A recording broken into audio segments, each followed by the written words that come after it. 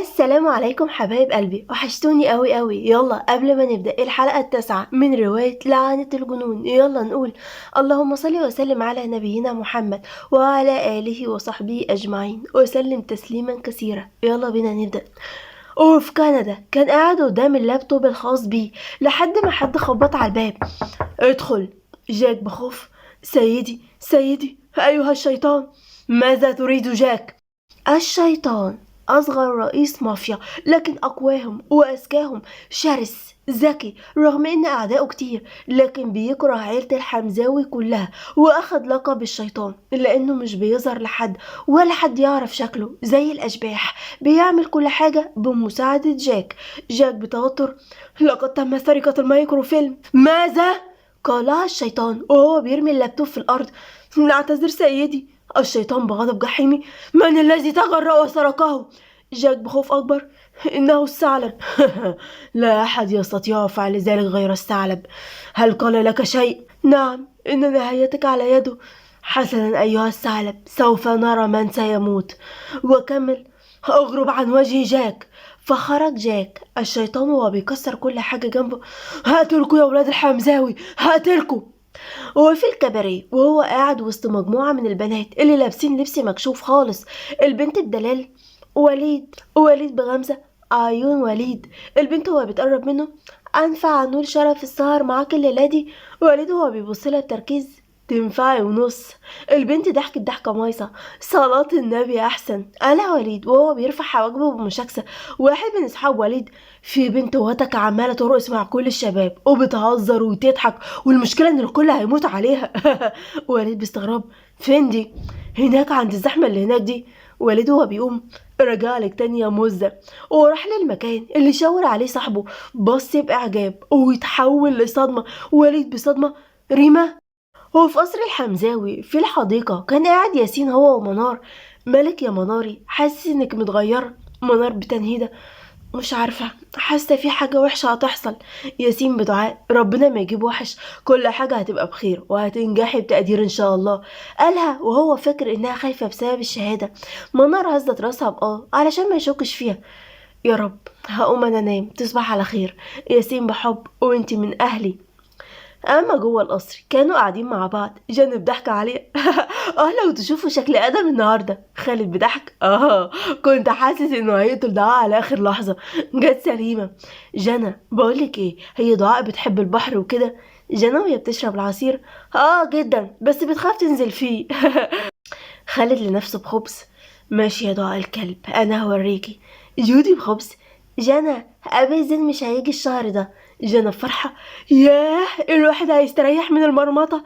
جودي بخبز: انت هتقوليلي ده انت بتترعبي منه. جنى وهي بتعدل لبسها وحطت رجل فوق رجل: انا هترعب من زين؟ بلا نيلة، ده بيخاف من بصة مني بس، بيعمل اي حاجة انا نفسي فيها. خالد بسخرية: انت هتقوليلي؟ طب بصي وراكي كده، هيكون في ايه زين؟ احي. قالتها جنى لما لقت زين واقف وراها. خالد بضحكة وهو رايح لزين: صدمة كبيرة. وحشتني يا زيزو.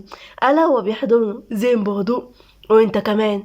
جنى بمرح تداري بخوفها وهي رايحة لزين: عم الناس وخلع عيالي اللي وحشني. وحضنته وبسيته في خده: الحمد لله على السلامة يا أبيه. وكملت بتوتر لما شافت سكوته وهو بيبصلها بجمود: في ايه؟ وحياة عيالك ما تضربني، انا كنت بهزر والله.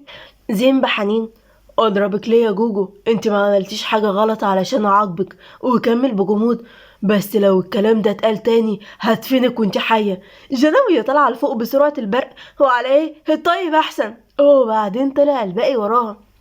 وفي منزل الشناوي دعاء بصوت عالي: والله ما اتجوزتش. مريم بعصبية: امال خارجه بهدوم جيتي بهدوم تانية، اديلي سبب تاني غير انك متجوزه عرفي. دعاء بسخرية: يعني مش هدومي اتبلت مثلا؟ متجوزه عرفي. مريم وهي بتحتفها بالشبشب: بتتريق عليا يا روح امك؟ مش بتريق، افهميني وحياة ابوكي، يعني مش متجوزه؟ لو متجوزه هاجي بهدوم تانية ليه؟ طيب. وما عداش 10 دقايق على الحوار، مريم وهي بتقنعها: يا بنتي لو متجوزة قوليلي، انا امك ساترة عليكي وهنلحق الفضيحة قبل ما تبقي حامل. دعاء بصدمة: حامل؟ الله يحرقك يا خالد الكلب. اسمه خالد؟ مش بطال. دعاوي على وشك تنفجر من الغضب. يا رب الصبر. اسمه خالد الحمزاوي ومتجوزين بقالنا شهرين وحامل من شهر في 5 عيال. ارتحتي؟ قالتها وراحت لأوضة أميرة وهي بتبرطم. مريم بصدمة وهي بتكلم نفسها. يا لهوي، شو بنت الكلب طلعت متجوزة عرف وبتعترف عادي كده؟ والله لا قتلها. سلمى وهي رايحة لها. ايه يا ولية، اتجننتي على آخر الزمن؟ مريم بعصبية. غورة بنت مش ناقصاكي هي. سلمى وهي بتقعد ببرود. ده بيت ابويا او براحتي. مريم بحسرة. ابوكي مات يا اختي وساب لي 8 بلاوي. هاجر بتعجب. احنا بلاوي؟ ده احنا قمر. طبعا قمر. الا دي اللي هتجيب لي شلل قريب بسبب لبسها وطريقتها دي. سلمى وهي رايحه على اوضتها.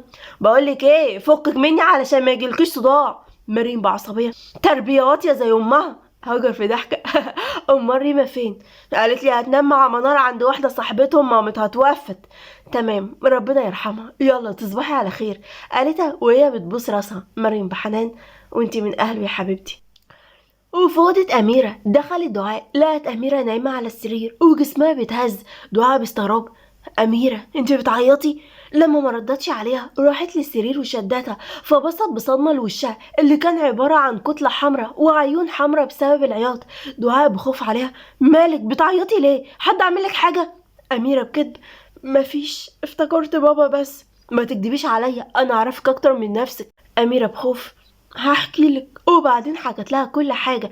دعاء بغضب وهي شايفة علامة ايد ندى في دراع أميرة. أميرة بخوف على ندى. ما تعمليش ليها حاجة، ما كانش قصدها. دعاء بحنان وهي بتاخد أميرة في حضنها وتمسح دموعها. ما تزعليش منها، حقك عليا أنا والله لا ربيها علشان زعلت أميرتي. أميرة بابتسامة حب. أنا بحبك أوي أوي يا دعاء، انتي وسما، لكن الباقي مش أوي، ممكن سلمى شوية. دعاء وهي بتبوس راسها. واحنا كلنا بنموت فيكي وخصوصا أنا وسما. أميرة بدموع. وحشتني أوي. دعاء بتنهيدة. ربنا يرجعها بالسلامة. وكملت بمرح علشان تنسيها الحزن. هروح اشوف اسيل علشان حساسة قوي، ممكن الاقيها انتحرت علشان ما خدتش الرمود. تمام. دعاء وهي بتبوس راسها. تصبحي على الجنة يا اميرتي. اميرة بحب وانتي معايا فيها. وبعدين خرجت دعاء وفضلت تبص لمكانها بحب، برغم من ان اميرة اكبر من دعاء، الا ان دعاء دايما تعاملها اكنها بنتها. لما تغضب عليها يوم دايما بتقف معاها حتى لو غلط. هي الوحيدة اللي بتروح لها كل ليلة وتتأكد عليها وتبوسها حتى لو عندها مشاكل كتير. فدعاء بتخاف عليها من كل حاجة، دايما كانت الحارس ليها في كل مكان. وسما برغم انها بتهتم بنفسها اكتر ومش بتفكر في حد تاني، بس أميرة خط احمر بالنسبة لها. وفي أوضة أسيل دخلت دعاء للأوضة، اتصدمت بسبب شكلها. كانت أسيل لابسة لبس أسود ورابطة طرحة سودا في دماغها ومولعة شموع سودا وفي أكل وعصير أسود. دعاء بخوف. ايه شغل خديجة المغربية ده؟ أسيل بصوت عالي وهي بتغني. أيها الراكدون تحت التراب. دعاء بتضربها بالشبشب.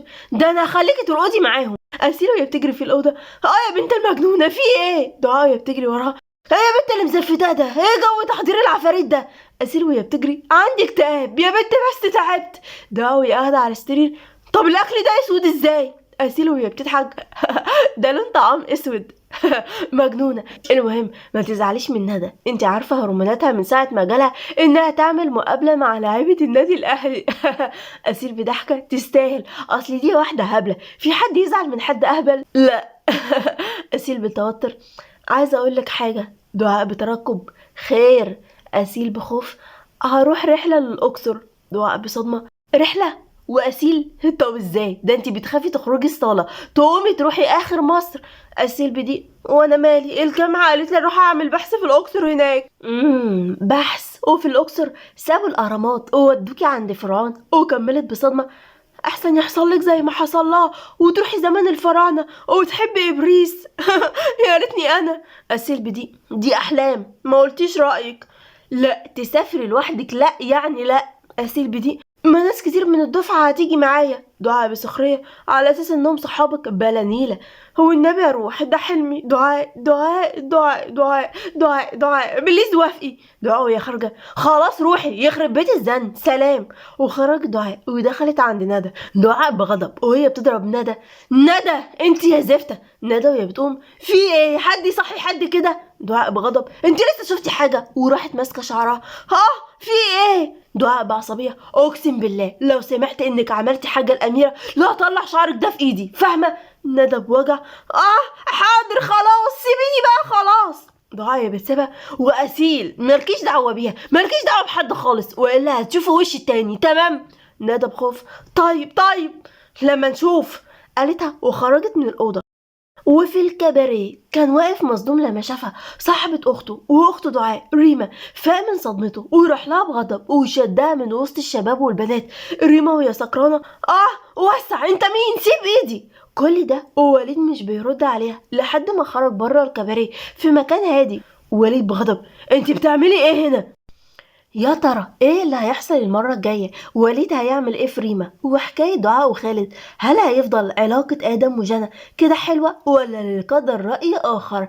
ندى متعصبة ليه؟ وسبب عداوة الشيطان بعيلة الحمزاوي؟ أهم حاجة ايه رأيكم حبايب قلبي؟ وبكده تكون خلصت حلقة النهاردة. اكتبوا لي بقى توقعاتكم للحلقة الجاية، ولو حلقة النهاردة عجبتكم ما تبخلوش عليا بالاشتراك في القناة ووصلوا الفيديو ده 10,000 لايك، وما تنسوش الشير مع كل اصحابكم، واستنى الحلقة الجاية قوية وكوميدية جدا جدا. يلا مع السلامة من قناة حكايات ام جنى وزينة، بحبكم قوي، سلام.